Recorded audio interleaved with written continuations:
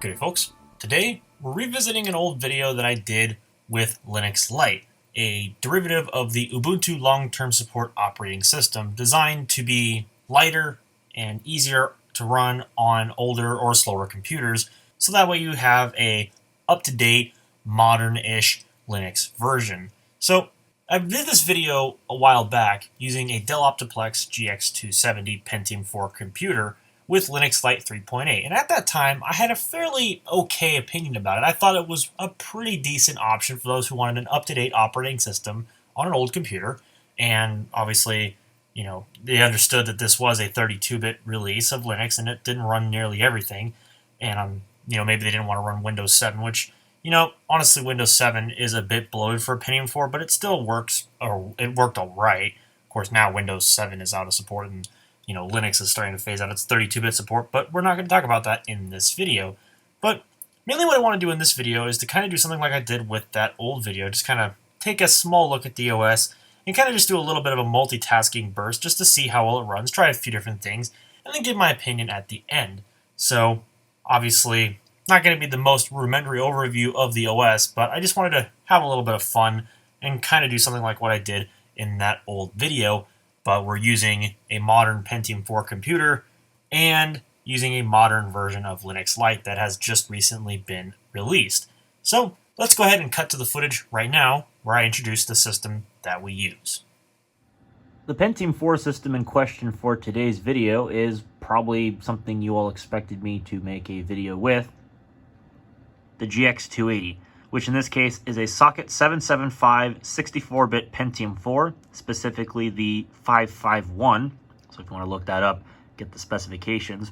It is a 3.4 gigahertz Pentium 4, and in this case it is rocking a NVIDIA GeForce 8400 GS graphics card, 2 gigs of DDR2 memory, and a 40 gig hard drive, because the 160 gig hard drive that I had in this system actually had failed when I was trying to do this video the first time around. And then, of course, iMovie corrupted like more than half the footage. So, yeah, go figure. I couldn't finish the video the first time around. So here we are again doing this video. But I think now I'll be a little bit more composed and actually know what the heck I'm doing and talking about. So without further ado, let's get to the system and start using it. As always, you're going to have to forgive the viewing angle. I do not have a direct capture device, and I cannot do anything about this glare. I mean, I could try to close these blinds a little bit, but I really can't do anything about the glare that you're going to see on the screen. So I apologize. That's about the best that I can do given my current situation. So let's go ahead and log into the system. There is a login sound. I'll let that play so y'all can hear it.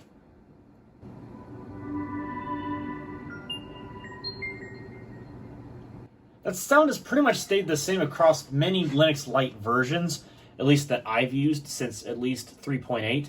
It's pretty much the exact same. Now, here is the default desktop that you'll see when you first start up Linux Lite, or in this case, the version I have installed here.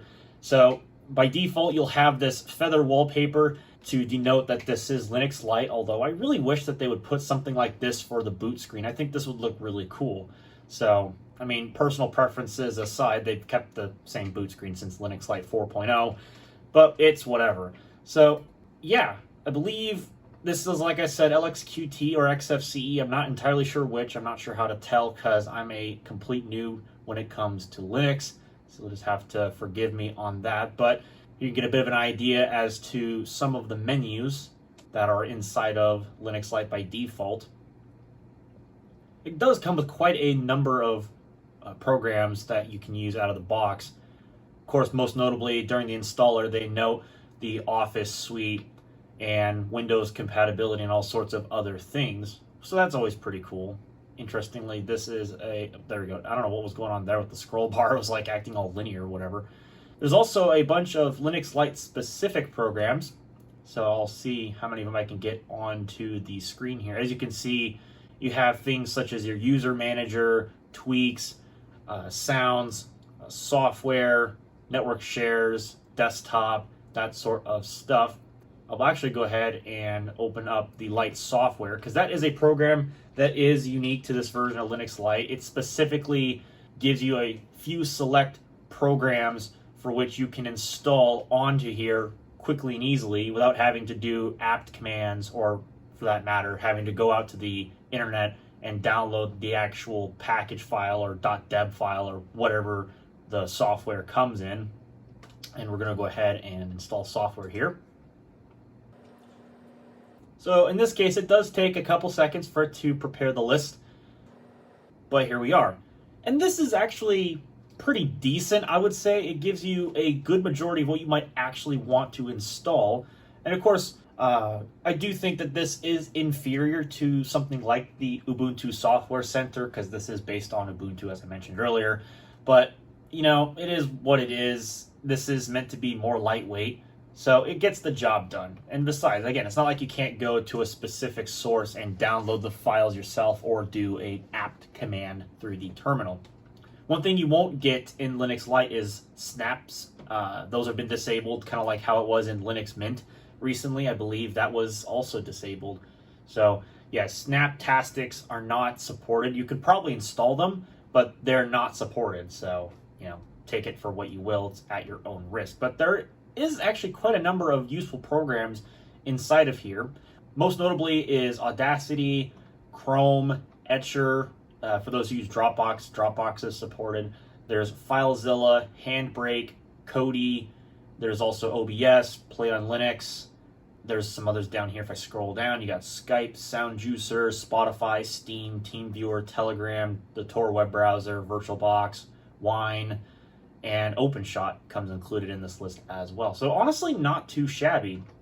I'm not going to install anything from that menu right at the moment because it's just like installing the programs themselves. There's nothing really special about it. So I'm not going to dwell on that for too long. I don't actually want to remove software. I hit the wrong button like a smart person. I take quit. So try that again. So now why don't we say we try launching some programs, but first of which we're going to open up like a task manager. I believe in Linux Lite it is just simply called task manager, like in Windows. So that's one thing that's, I guess, something easier for Windows users. So as you can see, here is our little task manager. Currently, we are using 29% of the system memory, so that's just over 512 megabytes. Now, I do know that the minimum requirements for this operating system are really kind of pushing it tight up against that memory limit, but to be fair, I do have an NVIDIA graphics card, and the NVIDIA drivers do use a little bit more memory, to my knowledge. At least these 342 series drivers do, so that is something to keep in mind. I believe, depending on your hardware, it might use more or less RAM, but in my case, it's using just over 512 megabytes, which honestly isn't the worst. It could be, I guess, better, but, you know, this is a 2020 operating system. The fact that it's using this much memory at idle is impressive in and of itself. So, you know, it is what it is. So let's go ahead and we'll start off with some of the Office programs. Let's just start with the spreadsheet program, which would be LibreOffice related. And honestly, surprisingly, the CPU didn't immediately jump up to 100%. I know when running modern Ubuntu derivatives, especially on like, let's say a Socket 939 Athlon 64, I definitely know for a fact that CPU usage gets just completely saturated doing almost anything on the system. But there you can see there is LibreOffice Calc. And honestly, it really didn't use all that much CPU to get the job done, so not bad. Probably has some kind of task scheduling or something of that nature, different prioritizations. So let's say we'll open up the image editor, which I believe is GIMP, like the full version. Don't quote me on that, because this is a custom version of Ubuntu, so they do change what comes with the operating system out of the box. And this is the newest version of GIMP, version 2.10, as you saw on the splash screen there. And if we go to the About here, you can see, yeah, 2.10.18, copyright 2020. That cool effect there with the text. I've always liked that. Thought that was pretty nifty. But there's GIMP. And I'm just going to minimize these programs into the background so we can see how much we can run in memory. Because again, we only have 2 gigs of RAM. So we got to put that to the test. Let's open up VLC. Even though I'm not going to open up any kind of media, might as well open it up. So there's VLC. And then let's open up, let's say, a terminal. You know, whoop-de-doo, terminal. The terminal reports 673 megabytes used out of 1,984 megabytes, or roughly 34%, or at least as of opening the terminal. I'll open up a calculator, because why not? Throw it onto advanced mode. I do notice that with the NVIDIA GPU, the animations are definitely significantly smoother than they would be on the integrated Intel 915 graphics, which this system has a 915 chipset. So again, another surprise that this will actually run modern operating systems. This is like the bare minimum Intel system that will run a 64-bit operating system these days, unless you go to an alternative socket, and definitely not Itanium. I'll open up a file manager, preferences. No, that's not what I want. I actually want the full, let's get the full file browser up here. I'll open up a control panel window. These aren't really intensive things, I know, but still, I'm going to try putting a lot of things in the background because I want to see how well it will it'll handle, how quickly things will open.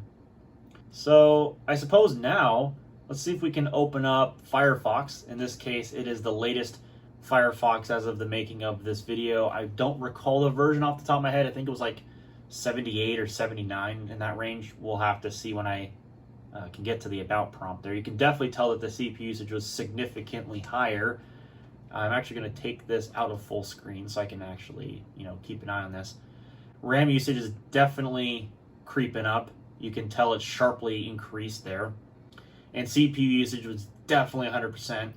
This does have hyper-threading turned on, so that is another thing that we need to keep in mind. 78.0.1, or at least in this case, that's what we're using for this video. So okay, let's go ahead and not pin it to the corner. That is not what I had in mind.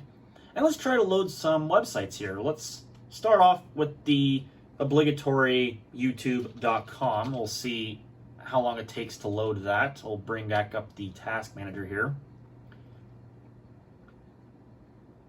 Yeah, it's definitely not by any stretch of the imagination fast. But then again, no single core computer is going to load this website in a very quick amount of time anyway. So, the fact that it still somewhat works is a bit of a miracle in and of itself. How about we not look at Fortnite videos and we take a look at a actually better YouTube channel here. And let's pull up a video that's not going to give me some copyright problems. It will definitely make people mad in the audience here. Oh, definitely an advertisement's going to make people mad. Let's mute that so that way I don't get screwed over by Grammarly here. One thing I do notice right away, the web interface here for YouTube, this HTML5 thing, it is barely usable. And that video is basically locked up. Yeah, it's chugging bad. These Pentium 4s were never known for being high performance, even in any stretch of the imagination. But definitely here, with a semi-modern release of Linux and a really old graphics card for that matter, and a Pentium 4, we're not exactly going to have a great time. I feel a little optimistic about this trying to play at 1080p. I don't think that's going to work out too well, especially considering the hardware we're working with. So let's go ahead. Let's start with a generous 480p, and let's see if this will actually somewhat work. Now, of course, this is one of my videos, so forgive me for sounding like myself for a moment, but we're going to just test out. Actually, this probably isn't the best video to try out with that. Let's see if we can find something else that has some more motion. And let's say this video where I upgraded some of my laptops, and that'll definitely give me a little bit more motion to work with here. Hopefully it's still set to 480p. And it is. I'm going to lock it there because I don't want it to fluctuate the HD and potentially cause issues with playback. So, here we go. Oh, awesome. The installer crashed. That's my favorite.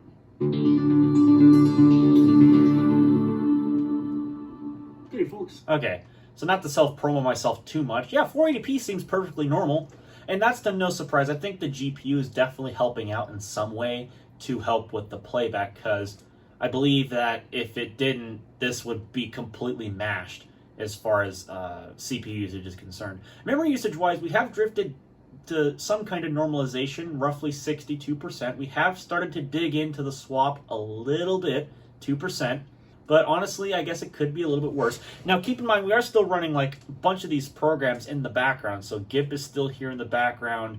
LibreOffice is still in the background, VLC is still in the background, File Browser is still in the background, and Calculator is still in the background, Settings is still in the background, and yet it's still able to play this video here. Definitely the CPU usage is having some fluctuations between those, swapping between those programs, if I can English properly. But memory usage-wise, yeah, it looks like it's come down a little bit to 60% from 62. But I imagine as we're going to load a YouTube video here in 720p, I believe the RAM usage is going to climb up a little more because it's going to have to load the high-definition stream of video. But let's see if we can play it here. We'll take a look at the CPU usage. I imagine this is going to be the part where the CPU struggles. It has to. Folks, today we have a bit of a vlog style-ish video thing for some computer upgrades, specifically laptops. So I've got two of my favorites here. Wow, yeah, the CPU definitely had 100%, and then the video started dropping frames because that in-place ad there had to load. So definitely 720p is where this thing starts to struggle a bit. Let's actually pull up the stats for nerds, at least for my reference. Let's see how many frames are we actually dropping as we're playing back. Because YouTube has this nice feature within here that'll let you know how many times you drop frames during playback. Being the or at least it used Acer to. Aspire E15 and the Dell Latitude E6430.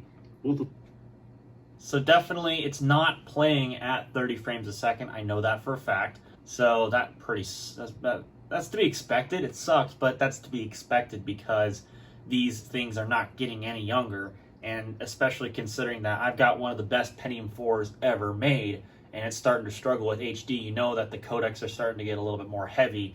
Because it used to be that you could actually still play 720p YouTube over Google Chrome on a Pentium 4 with the socket 915, with a socket 775 like Pentium 4, Intel 915 integrated graphics, no video card, and just your bog standard 2 gigs of DDR2. It was actually still possible to do that.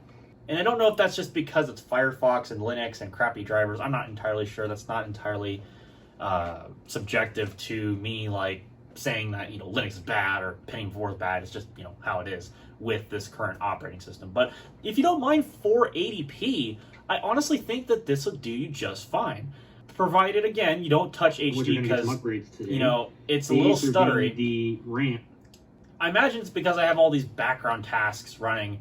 I almost guarantee you that that's the reason why this is running a little bit slower, is because there's a lot of overhead, because it's trying to keep all these processes open in the background, and it can't quite do that when everything's trying to use the CPU at once. So that's definitely something to keep in mind. It's a limitation of the CPU. So while we have that open in the background, let's try to load up Reddit, and we'll see how long it takes to load. So let me bring back up the task manager here. It was definitely a little slow to do the lookup there, but once it got it, there it goes. Oh, the trendings are taking a bit to load. Oh, it's crunching the CPU a bit. Yep. Yeah, it's definitely starting to show single cores are just practically useless. I mean, look at how long it's taken to load Reddit here. I mean, heck, even a semi-modern dual core would have already loaded it by now. And by no means there's nothing on my network that's actually using it more than this computer is, at least. And so, yeah, definitely the CPU is struggling with trying to keep multiple tabs open in this case. Yes, I get it. You're doing DNS lookups, that's fine. And then let's try to load up Wikipedia, for example. We'll see how that works out. Ooh, there goes the processor again, and it touched 100%, no problem. It is digging a little bit more into the swap, so we're at 4% swap. The memory is at 74%, 75%. It's kind of fluctuating. So we'll load up English, and then we'll load up, say, the Wikipedia article on Linux Lite, because yes, there is one. I have at one point modified it, but it's probably been modified again by somebody else to keep it up to date, since, as you can tell, they had to update the screenshot for Linux Lite 5. But otherwise, yeah. They have updated the table here to reflect Ubuntu 2004 LTS, which is what we're running here. Although I do think they need to come through here and update some of these screenshots. Actually, I think while I have this installed, I might actually look into updating a few of these things, especially, but I'm not sure. We'll have to see what the dates are on these screenshots here. Because this one actually looks like it's fairly recent, but it's using the Lite theme. I'm not sure. Created 28th of July. Oh yeah, this is definitely using an older version, so it might actually be worth me coming in here and updating some of these screenshots. That's the beauty of Wikipedia, is I can come in here with another instance of Linux Lite and help update these screenshots. Now, obviously, I'm not going to go too crazy with that because this is a community effort, but, you know, not really much has changed, I guess, but, you know, anyways. So, all right, that's Linux Lite, and we'll open up one more tab, and we'll try loading up. Oh, I was going to say we could do CNN, but that's probably going to completely destroy the system, so we'll be a little bit more special, and we'll use Fox News. This is in part going to probably cream the CPU. So at least the top of the website loads fairly quickly, but again, we're back to smashing the processor. We're using a little bit more memory. It is definitely digging into the swap, though. You can tell that number is increasing. Yeah, it's still going up. So you can definitely see the system is starting to run out of RAM, and it's relying on the swap. I don't think I have a very big swap either. I can't imagine I do. But we're definitely crossing 80% memory usage, so the system is starting to cry out for help from the swap. And it is bringing the memory usage down, so that's a good thing. It is managing it pretty well. But definitely Fox News is where it's starting to push the system a little bit to ask for help from the page file, or in this case, swap, because, you know, Linux. How is the performance? Oh, trying to do everything at once as I'm doing right now. Oh, it's starting to show. But you can scroll, and you can most definitely look at articles. Oh, it's not happy. It's functional. It's not exactly happy to do it, but it is absolutely functional. But I do find that the CPU definitely does hit 100%, and it can't quite render the website if you're quickly scrolling through it. So that's definitely a problem that's always been a thing with the Pentium 4. So, now here it is trying to load this live stream over here off to the left. Yeah, that's going to work well. I mean, it's playing. It is absolutely playing that little live stream down there. So, okay. And then, of course, you know, ads. That's just, you know, how websites are these days. Okay, so let's go ahead and we'll close out of all this stuff. Let's go ahead and relax the system a little bit. Oh, that video, that live video is pushing the system a little bit. Oh, goodness. Okay, there we go. Okay, so let's go ahead and close out of a lot of this. Start closing it down. And that way we can start reducing the amount of processes that we have open here. Oh, come on. Come on. What are we doing? Oh god, I broke it, I think. Oh no. The hard drive light is on full time. It is not blinking at all. It is just on solid. Oh boy. Oh, it's trying to fix itself, and it's taking forever. Oh, brother. Come on. Come on, what are we doing? Let's start closing out. What are we doing, computer? Why can't I close any of this? I mean, I can close out of these other little programs, but why can't some of these, are they like, I wonder if the system compressed the memory so much that the reason why these things aren't working is because they're sitting in a part of memory that the system is trying to uncompress and access again, and it's just taking it forever because the processor in this thing is so slow. Yeah, there it goes. Yeah, it's starting to catch up with itself slowly. So the system is realizing that it's choking on itself, and it's starting to ask, hey, you want to close these things out because they're not working. A lot of red was popping up in that task manager. I don't know if you saw, but yeah, it's definitely, I was definitely not enjoying life there for a moment. Memory is back down to 16%, but then again, you got to think there's some of it lingering in the swap. So what I'm going to do, I'm going to restart the system real quick, and I'll come back once we have a little bit of a cleaner slate for which we can actually run stuff, because I think I probably pushed it a little too much, but that's to be expected. So, all right, I'm back now after rebooting this thing. So let's actually do a couple more things here. So, I don't know, we'll take a look at the desktop backgrounds. Now, I know that's not the end-all be-all thing for any kind of Linux distro, but there's always a nice addition of some wallpapers that help to make an OS look nice out of the box, although obviously most people will just set their own. But to go well with the dark theme, they have actually included a number of actually pretty decent wallpapers. This one I really like, the cityscape in the background. I always like this wallpaper. Looks pretty nice. There's a couple more things that we can do in here, so let's just say installing Discord, for example. So I've got the .deb file here. I'm going to go ahead and double click on it.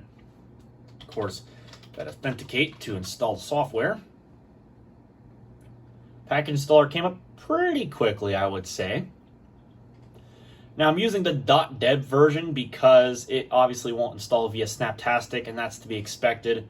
So we'll see how long this actually takes to install. I don't imagine it's going to take too terribly long, because I believe I've already installed all of the dependencies that this particular version of Discord needs, because obviously I installed it before, because that's how I was able to communicate with some people over Linux, and probably I'll do it again. I'm not going to sign in on camera, of course, but you'll get the idea.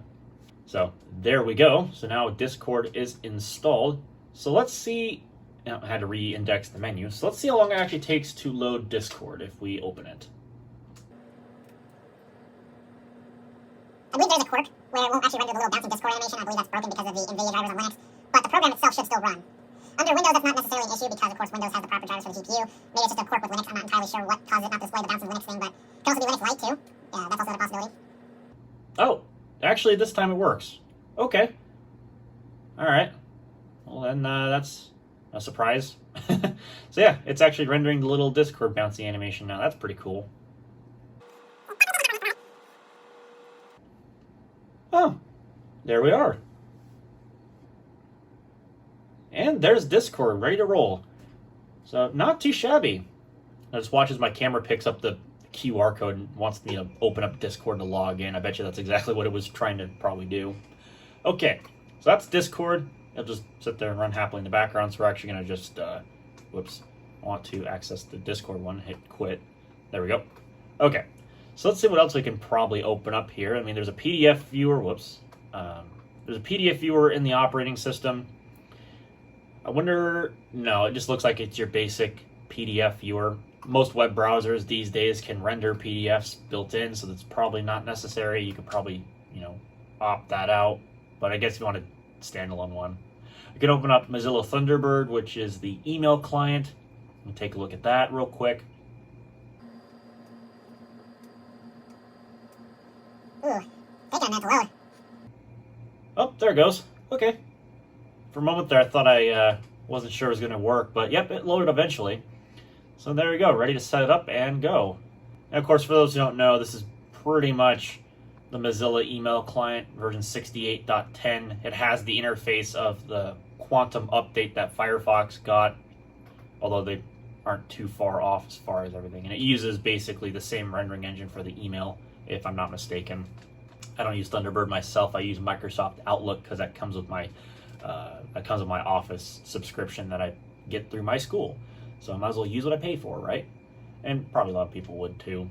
Although honestly, I just use web interfaces if it was me, but that's just my preference aside. So let's see what else we can probably find here. There's also probably some extra sound effects, so you can enable the system sounds. Oh, there we go. Oh, actually.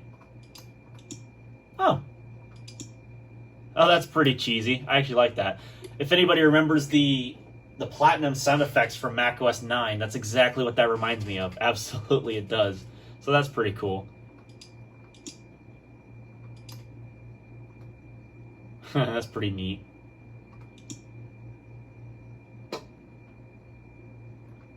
There's a log out sound, a log in sound. You can disable the sound effects if you want. That's pretty nifty. I think we'll leave the sound effects on for the remainder of the video, just because why not? It's in the OS. Some people might not like them, but I do. I think they're pretty nifty. So let's see. I suppose we go take a look at the settings, or control panel as they like to call it. And we can take a look around in here real quick. Let's see here. Notifications. They display in the top right by default, but you can set them to be in the bottom right if you want it to be more like Windows. So that's what they'll look like. You get a little button there, or you can put them back in the top right. This is the default up in the top right. You can customize which applications you can enable or disable the notifications for, which is also pretty nifty. Pretty nifty indeed. Although, of course, this is very similar to that of Linux Lite 4.0, so I guess I can't be too surprised. So now comes the real question for this video, and the reason why I've made it all this time. And, of course, opened up a bunch of stuff. Is Linux Lite 5 worth installing on a Pentium 4? Specifically, it has to be a 64-bit Pentium 4, or maybe if you want to really push your limits a bit, the Pentium D. Because some Pentium Ds, I think maybe even all Pentium Ds, don't quote, no, not all Pentium Ds, because I think the Smithfields are 32-bit. Anyways, I digress. Is it worth installing Linux Lite on something that uses NetBurst, which in this case would be Pentium 4s and Pentium Ds? And really, I guess it comes down to whether or not you really still use that computer. Because let's be fair, these computers are very, very, very old. In this case, my computer that I'm using for this video is roughly 15 years old, maybe 16 years old. It's not a spring chicken anymore. In fact, it's a moody teenager, which is exactly how it acts in this video. It's pretty slow, takes a while to load things, but it's still absolutely functional. But really, I guess the challenge is, do you use something like this, like Linux Lite, over, say, Windows 10? Because yes, technically you can still install Windows 10 on a computer like this. I don't believe the 64-bit version works because it needs a certain set of instruction sets that the CPU just can't provide. Or maybe it can, and I just haven't tried it yet. But I tried to load Windows 10 and it just wouldn't work for me. But maybe that's just a quirk with Windows deployment services. I couldn't tell you for sure. Anyways, I digress. Really, I guess the answer that I would say, if this was me trying to judge this operating system and determine its usefulness on something this old, absolutely I would say, yeah. From what I observed in this video, absolutely it is still usable. You can still watch YouTube, you can still browse the internet just fine, albeit a little slow, but it's absolutely still functional for all intents and purposes. The OS seems pretty stable, it seems pretty responsive. I mean, it'll pretty much, as an office computer, as an entry-level, like entry-use, basic-use computer for those who are using Linux for the first time and or just want an OS that'll actually function, kind of, sort of, you know, this actually does work pretty well. But at the same time, it's really hard to recommend because, number one, obviously lightweight Linux distros, even now, are still starting to push Pentium 4s to their limits, and you really don't notice much of an improvement over a compatible version of Windows, or something that, you know, will actually like work with proper drivers and such. It's really starting to become more of a niche thing to put lightweight Linuxes, or in fact Linux in general, on a Pentium 4 these days because they're just so old. And honestly, even Core 2 Duos will run miles ahead of what this old Pentium 4 can do. I mean, it's still impressive nonetheless that it can run a 2020 operating system no problems. And the same goes for Windows 10 version 2004. I mean, that's obviously, you know, a feat of engineering in and of itself, although it's way slower than Linux Lite here. So I guess if that's your aim, is to just avoid Windows and run something that's lightweight, well, I mean, technically, yeah, there's still Windows 7 if you want to go about that path of avoiding security updates and out-of-date software programs, potentially, in order to gain compatibility with Windows. I don't know, maybe that's your thing. But for me, I mean, this is still decent, but I don't know. Not everybody's into Linux, and it's a really difficult thing to try to get them to use Linux if they've never used it before. So, honestly, if it was me, yeah, I would probably figure it out. I could use it. Absolutely, no problem. But I honestly think, no. I think this is starting to reach the point of diminishing return when it comes to these Pentium 4s. That's what they always have.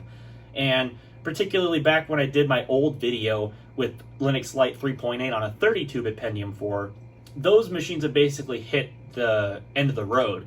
And honestly, I do want to make a video talking about NetBurst systems like the Pentium 4 and the Pentium D. And I want to actually look and I want to see, can they still actually be used in modern day with modern day OSs, software. I mean, obviously games are out of the question because these systems are so friggin' old, but just trying to use them for basic things. Are they still actually usable? I don't know. Let me know down below if that's a video you would like to see from me, or, you know, potentially, you know, in the future, you know, something that could be a bit of a, trying to think of the word. I'm sure everybody knows what I'm talking about, so I'm just gonna leave it at that. So hopefully you enjoyed what you saw. And if you did, well, obviously the thumbs up button works. If you didn't like the video so much because I'm using Linux on a Pentium 4 and didn't do what I wanted you to do, which is run program A, which of course I can't really do that because I'm, you know, not trying to make this a viewer requested video at the moment. Well, then obviously the other button works too, to just flex those down likes, because that's what some people like to do with Linux videos. And if you want to see more content just like this one, or perhaps more entertaining content, there'll be a red button down below that says subscribe. You should probably click on that, including the bell, so you don't miss whenever I upload new videos. And with that having been said, thank you all so much for watching, and I'll catch you all in a future video.